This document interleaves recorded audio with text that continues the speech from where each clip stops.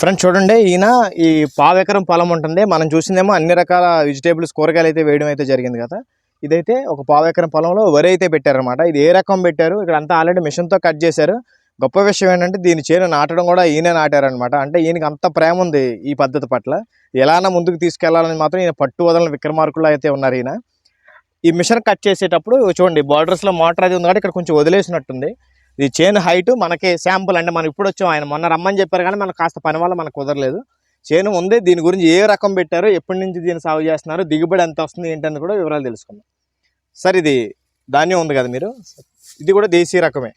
దేశీ రకంలో ఏది పెట్టారో, ఎప్పటి నుంచి దీన్ని సాగు చేస్తున్నారు, దాని గురించి చెప్పండి. దీని ప్రత్యేకతలు ఏమున్నాయి అసలు? ఇది విజయరామ్ గారు చెప్పింది రోజువారీగా తినడానికి పనిచేసుకునే వాళ్ళకు బాగుంటుందని. బహురూపి సార్ దీని పేరు. బహురూపి సేవ్ సంస్థ నుంచి 3 ఏళ్ల క్రితం విత్తనం తెచ్చాను వారి దగ్గరే. అప్పటి నుంచి ఇది 3వ పంటగా ఈసారి కూడా తీసాను. మూడో పంట. ఇప్పుడు ఎంత ఒకటే దుబ్బండి? అవును సార్, ఒక కర్ర మాత్రమే నాటింది. నాటడం కూడా ఒకటే కర్ర నాటారు. ఇది కూడా మీరు అండ మీరే నాటారని చెప్పి చెప్పడం జరిగింది సార్. ఒక దుబ్బు వచ్చినా బానే వచ్చిందండి, దుబ్బు కూడా బానే చేసింది. దీనికి కూడా మీరు జీవామృతమే వాడారు? అంతే సార్. దీనికి మన వరి కాబట్టి జీవామృతం ఏ విధంగా, ఏ పద్ధతిలో ఇచ్చారు మీరు? అదే సార్, 15 రోజులకు ఒకసారి డ్రమ్ములు ద్రవ జీవామృతం చేసుకొని, అంతకు ముందే కొంచెం అదే పచ్చి రొట్ట గానీ కొన్ని అవి కూడా చేశాను. అంటే మన దమ్ము కరియేటి చేసే ముందు చేసాము. పచ్చి రొట్ట పైరు వేసుకున్నారు భూమి పోషకాల కోసం. ఆ తర్వాత పంట నాటిన తర్వాత జీవామృతాన్ని ఇచ్చుకున్నారు, ఘన ద్రవ 2 రకాలుగా. దీని గురించి ఏదో చెప్పబోయారు, దీని ప్రత్యేకత? ఇది బహురూపి సార్. ఇది శ్రీకృష్ణదేవరాయల కాలం నుంచి వారి రాసిన అముక్తమాల్యద కావ్యంలో కూడా వీటి గురించి చర్చ చేశారట. బహురూపి బియ్యం తినడానికి, ఆరోగ్యానికి, రోజువారీగా వాడుకోవడానికి చాలా బాగుంటాయి. అంటే దొడ్డువి కాకుండా, సన్నగా కాకుండా మీడియం ఉంటది బియ్యము. విజయరామ్ గారు ఎక్కువ చెప్పింది ఇదే విషయాలు. ఈ విత్తనం అంటే దీంట్లో మనకు పోషకాలు ఎక్కువగా ఉంటాయంట. అంటే కొన్ని రకాల స్వభావాన్ని కలిగి ఉంటాయి. అంటే రిచ్ కంటెంట్ కలిగి ఉంటాయి. 100 రకాలు ఉన్నాయి కానీ డైలీగా ఎక్కువ యూజ్ చేసుకోవడానికి ఇవి. ఇది దిగుబడి ఎలా వస్తుందండి మన పొలంలో? దిగుబడి పావు ఎకరానికి పోయిన సంవత్సరం 3 క్వింటాలు వచ్చింది సార్. ఈసారి కొంచెం మిషన్ కూడా సరిగ్గా రాలేవు, కొన్ని గింజలు రాలిపోయినాయి. మీకు చూడండి, రాలిపోయినాయి, చాలా కింద పోయినాయి. అంటే నాకు తెలిసి మీరు లేట్ అయింది అనుకుంటున్నాను. ఎక్కడ చూసినా ఇంత రాలిపోతే మీకు సగం పంట భూమి మీద ఉన్నట్టు, ఎక్కడ చూసినా అవే ఉన్నాయి. అంటే 3 క్వింటాల్ ధాన్యం అండి, బియ్యం వచ్చింది. బియ్యము పావు ఎకరంలో 3 క్వింటాలు, 7 బస్తాలు ధాన్యము, 3 క్వింటాలు బియ్యం వచ్చింది. ఈసారి కూడా ఒక 5 బస్తాలు వచ్చింది. అంటే మీకు ఇంత హైట్ పెరిగింది కదా, పడిపోవడం అలాంటివి ఏమి ఉండవండి? ఏం లేదు సార్. దేశీ రకాలు అంత తొందరగా పడిపోవు, స్టాండర్డ్ గా ఉంటది. ఇక చూస్తున్నారు కదా సార్. అవును, బాగా నిలబడే ఉంది. ఇంకా ఈ కింద కూడా మీకు ఇసుక, ఈ మోటార్ కొట్టించిన మట్టే ఉంది. ఆ మట్టి మీద కూడా మీకు ఇంతలా నిలబడింది. మీరు అది బాగా నోటీస్ చేయాలి. మనం రైతులు అయితే కింద పైన భూమి స్వభావాన్ని బట్టే మొక్క అయితే పెరుగుతుంది మామూలుగా. చూడండి, ఉత్తి మట్టి బోరు కొట్టిన కంకర బూడిద ఉంది ఇక్కడ. ఇక చూడండి, ఇదంతా కంకర బూడిదే ఉంది. నేను ఇందా నుంచి అవే నోటీస్ చేస్తున్నా, ఈ పొలంలో తిరుగుతున్నాను కదా, అవే చూస్తున్నా నేను. కంకర బూడిద రాళ్ల మధ్యలో కూడా ఇంత మొక్క అయితే పెరిగింది, ఎక్కడ సైడ్కి పడిపోలేదు. ఈయన చెప్పిన అనుభవం ప్రకారం ఇక పావు ఎకరంలో ఇప్పుడు కొంచెం దిగుబడి తక్కువ వచ్చింది. అంటే దిగుబడి బాగానే వచ్చింది, పొలం నిండా రాలిపోయినాయి, ఎక్కువ ఆరిపోవడం ఏదో జరిగినట్టుంది. 3 క్వింటాల బియ్యం అయితే ఒక పావు ఎకరంలో వచ్చినాయి అనమాట. అంటే 3, 6, 12 క్వింటాల రైస్ వస్తాయి మీకు ఒక ఎకరంలో పెట్టుకుంటే. జాగ్రత్తగా మెయింటైన్ చేస్తారు. పోను పెరుగుతుంది సార్. ఫస్ట్ టైమే అంత మనం ఆశించకూడదు. మీరు ఎన్ని సంవత్సరాల నుంచి? ఇది 3వ సంవత్సరం సార్. 3వ సంవత్సరంలో మీకు అనుకున్న చెప్పినట్టుగా మీ పొలం అనేది మీకు అనుకూలంగా మారింది. అందులో మొత్తం ఆ చెట్లు పెట్టింది హాఫ్ ఎకర్కి, అప్పుడు 4 క్వింటాల్ వచ్చింది హాఫ్ ఎకర్కి. ఇక 2వ సంవత్సరం ఇది మేము మా మిత్రులే కలిసి నాట్లు వేసాం. నాటడం కూడా మీరే నాటారు? పోయినసారి మిత్రులు నాటారు, ఈసారి నేను ఒక్కడనే నాటాను. వాళ్ళకి వీలు రాలేదు. అదేలేండి. ఇప్పుడు మనకి ఎవరికైనా కావాలంటే మీరు బియ్యం అది ఏమన్నా? లేదు సార్, విత్తనం ఇవ్వగలుగుతాం. 1 కేజీ 2 కేజీలు దాన్ని తీసుకొని డెవలప్ చేయగలం. బియ్యం 2 క్వింటాలు మాకే తినడానికి సరిపోతుంది. మీ కుటుంబానికి అంటే మీరు చెప్పిన 3-4 ఫ్యామిలీస్ కి ఇస్తారా? లేదు సార్, ఆ ఫ్యామిలీస్ కూడా సంవత్సరం పొడవునా ఇక ఇంకో పంట వేయము. ఇది అంటే సంవత్సరం ఒకటే పంట. ఇది ఒకటేసారి కొంచెం లాంగ్ టైం ఉంటుంది కాబట్టి. ఇప్పుడు ఎంత కాలం ఉంటుందండి పంట? ఇది 4.5 నెలలు సార్. 150 రోజుల వరకు సుమారు. ఓకే అండి, ఓకే. అంటే మళ్ళీ ఇప్పుడు ఇందులో ఏమైనా వేరే పంట వేస్తారా? చేస్తా సార్, ప్రయత్నం చేస్తా. వేరే చేస్తారు అంటే వరి అయితే పెట్టం. వరి మళ్ళీ వర్షాకాలమే. మామూలు అన్నిలాగా మనకులాగా మిగతా తక్కువ రోజులు వచ్చే పంటలు ఉన్నాయి నవారు, దాన్ని చేసుకోవచ్చు.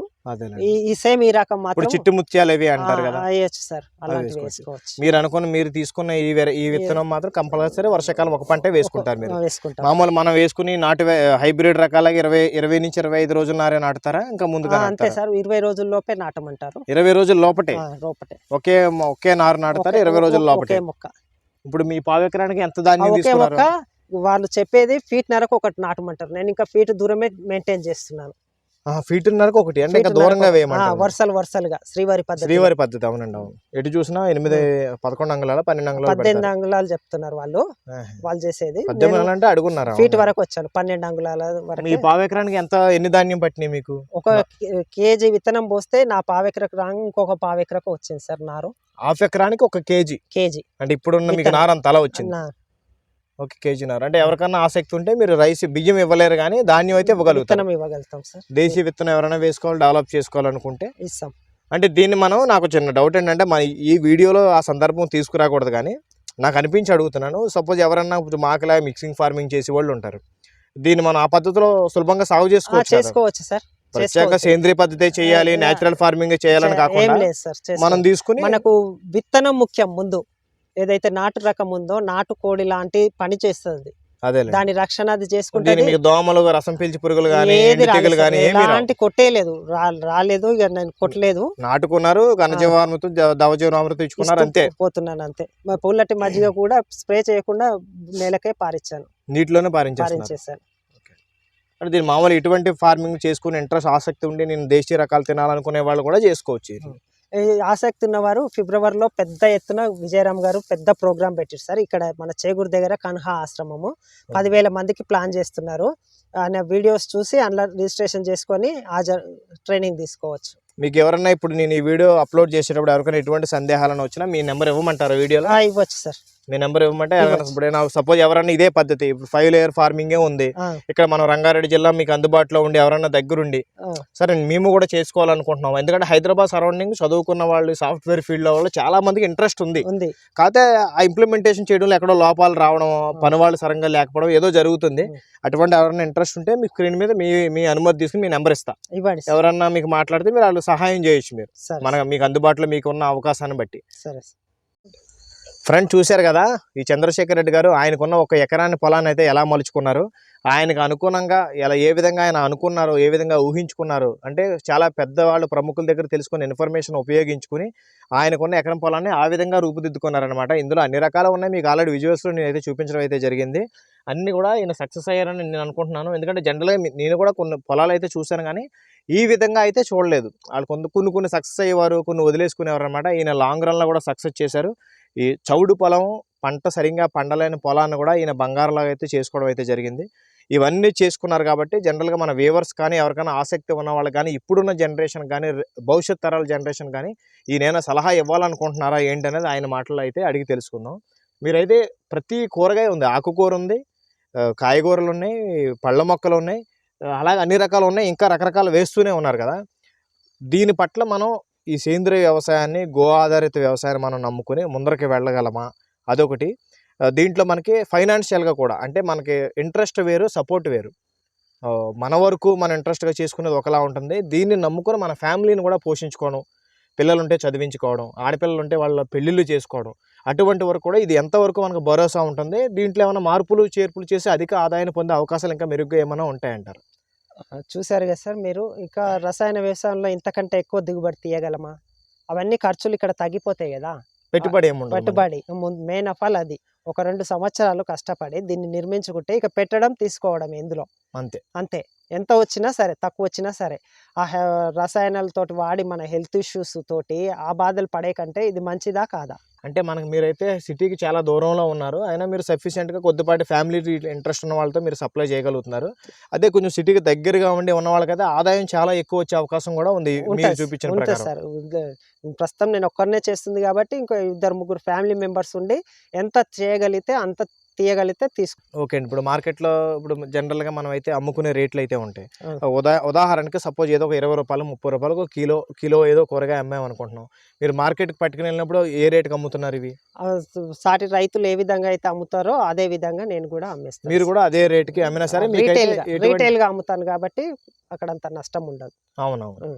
ఈ ఫార్మింగ్లో వచ్చే వాళ్ళకి, మన గో ఆధారిత వ్యవసాయం చేసే వాళ్ళకి లేదా న్యాచురల్ ఫార్మింగ్ చేసే వాళ్ళకి మీరు ఇచ్చే సలహాలు, సూచనలు ఏమైనా? మనము ఎవరికి సలహాలు ఇచ్చేంత వరకు వెళ్ళలేదు సార్. కాకపోతే ఎందుకు చేయాలి అంటే భూమి మొత్తం చచ్చిపోతుంది, భూమిలో ఉన్న జీవరాశి మొత్తం చచ్చిపోతుంది. ఇప్పుడు మీరు ఫోన్లో కొంత ఛార్జింగ్ ఉండగానే పెడితే ఛార్జింగ్ తొందరగా రీచ్ అవుతారా? మొత్తం అయిపోయాక పెడితే ఏమన్నా చేయగలరా?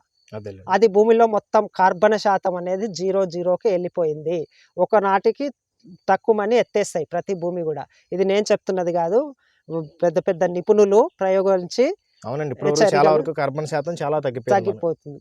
అది ఆ విధంగా. అందుకోసం చేయాలి సార్. భూమిని మళ్ళీ సారవంతం చేయడానికి ఇది చేయాలి. ఫ్రెండ్స్ చూశారు కదా, చంద్రశేఖర్ రెడ్డి గారు అయితే ప్రత్యేకించి మనం ఎవరికి బలవంతాన్ని ఇందులోకి లాగడం కానీ, బలవంతాన్ని సలహా ఇచ్చి ఏదో బిజినెస్ చేసే మోడల్లో అయితే ఆయన ఉద్దేశం అయితే కాదు. ఆసక్తి కలవారు ఖచ్చితంగా ఈ మార్గంలోకి రండి. ఇదే ఫ్యూచర్. అంటే నెక్స్ట్ జనరేషన్ మనకి సేంద్రియ వ్యవసాయాలు మాత్రమే మిగులుతాయి. ఎందుకంటే కెమికల్ ఫార్మింగ్ ఏదో రోజు మనం ఫుల్ స్టాప్ పెట్టాల్సిందే వాటికి. ఎందుకంటే తెలుసు ఇప్పటికే రకరకాల డిసీజులు మా ఫ్యామిలీలో కూడా ప్రాబ్లమ్స్ ఫేస్ చేసిన వాళ్ళు అయితే ఉన్నారు. క్యాన్సర్లని ఇంకా ఎక్సెట్రా హెల్త్ ఇష్యూలతో చాలామంది అయితే ట్రబుల్ అవుతున్నారు మొత్తం సొసైటీలో. వీళ్ళందరికీ కూడా ఫస్ట్ మనం లోపలికి పంపే ఆహారమే దీనికి మెయిన్ రీజన్ అని చెప్పి మనం ఈజీగా తెలిసిపోతుంది మనందరికీ కూడా. అందుకనే కెమికల్ ఫార్మింగ్ తగ్గించుకుంటూ అవకాశం ఉన్నవాళ్ళు తగ్గించుకోండి. కెమికల్ ఫార్మింగ్ చేసేవాళ్ళు సెమీ ఆర్గానిక్లో ట్రై చేయండి. ఇప్పుడు ఎందుకంటే రకరకాల పోషకాలు కూడా మార్కెట్లో దొరుకుతూ ఉన్నాయన్నమాట. అందులో కెమికల్స్ తగ్గించుకునే ఉన్నాయి కూడా ఉంటాయి. మీకు కాస్త ఆలోచన తెలుసుకుని అవి వాడండి. అవకాశం ఉన్నవాళ్ళు ఖచ్చితంగా ఇలాంటి మెథడ్స్, అంటే ఇందులో కూడా చాలా రకాల మెథడ్స్ ఉంటాయి. ది బెస్ట్ మీ దగ్గరలో ఉన్న ఫార్మర్స్ ఎవరన్నా ఉండి, సో అంటే ఖచ్చితమైన ఇన్ఫర్మేషన్ ఇచ్చే ఫార్మర్స్ ఉండాలి. కొంతమంది ఏం చేస్తారంటే వీడియో ఉంది కదా అని చెప్పి మా అన్ని ఆర్గానిక్, మా అన్ని న్యాచురల్, మా అంతా సేంద్రియం అంటారు. అది కరెక్ట్ కాదు. అది ఇంకో వ్యక్తిని కూడా మనం మోసం చేసిన వాళ్ళం అవుతాం. ఖచ్చితంగా మీ నలుగురిని ఎంక్వైరీ చేసుకొని మంచి రైతులు బాగా చేసే వాళ్ళ దగ్గరికి వెళ్ళండి. అప్పుడప్పుడు విజిట్ చేయండి, వాళ్ళ క్షేత్రాలు చూడండి. ఇప్పుడు ఇక్కడికి వస్తే ఆటోమేటిక్గా మనకు ఇంట్రెస్ట్ వస్తుంది. తెలియని వాళ్ళకి కూడా కొద్దిసేపు ఇలాంటి వాళ్ళతో మీకు స్క్రీన్ మీద ఈయన నెంబర్ ఇస్తాను. మీకు ఆసక్తి ఉంటే ఆయనతో మాట్లాడండి. మాట్లాడిన తర్వాత మీకు ఈయన హెల్ప్ చేయగలుగుతానంటే, మీకు ఈ మోడల్ పట్ల ఈయన ఏమంటున్నారంటే మొక్క ఎలా వేసుకోవాలి, ఏం చేసుకోవాలో ఆయనకున్న అనుభవం ప్రకారం ఆయన సలహా ఇస్తారు. ఇదేమి పేడు ఆయనకి ఏదో చార్జ్ చేసి చేసేదేం కాదు. ఆయన ఖాళీ సమయంలో ఆయన బిజీ ఉంటే మీకు మళ్ళీ చేయమని చెప్తారు. ఖాళీ సమయంలో నేను మొక్కకి ఇది చేశానని చెప్పి ఆయన అనుభవాన్ని మీకు పంచుకుంటారు. అది మీకు ఉపయోగపడితే సంతోషం. ఇది ఇవాళ వీడియో అండి. వీడియో పూర్తిగా చూసినందుకు నేనైతే మిమ్మల్ని అందరికీ చాలా థ్యాంక్ యూ అయితే చెప్తున్నాను. మీకు కూడా చంద్రశేఖర్ రెడ్డి గారు ఒక మంచి ఇన్ఫర్మేషన్ ఇచ్చారు. సొసైటీ అంతా రకరకాలుగా మారిపోతున్నా మీరు ఇంకా దీంట్లో పట్టు వదలని విక్రమార్కుల్లాగా అయితే మీరు చాలా విజయవంతంగా అయితే చేస్తున్నారు. దానికి మిమ్మల్ని అయితే మెచ్చుకోవాలి. మిమ్మల్ని అయితే ఎన్నిసార్లు ఎంత థ్యాంక్ యూ చెప్పినా మీకైతే తక్కువే. ఎందుకంటే అందరిదో ఒక దారి, మీది ఒక దారి. మీది మంచి మార్గం అయితే నేను అనుకుంటున్నాను. మీ ద్వారా ఇంకా ఎంతోమంది ఈ మార్గంలోకి రావాలి. కెమికల్ ఫుడ్ అయితే తగ్గించాలి, న్యాచురల్ ఫుడ్ అయితే పెంచాలి, అందరి ఆరోగ్యాన్ని అయితే కాపాడుకోవాలని చెప్పి అయితే అనుకుంటున్నాను. నమస్కారం సార్. ధన్యవాదాలు.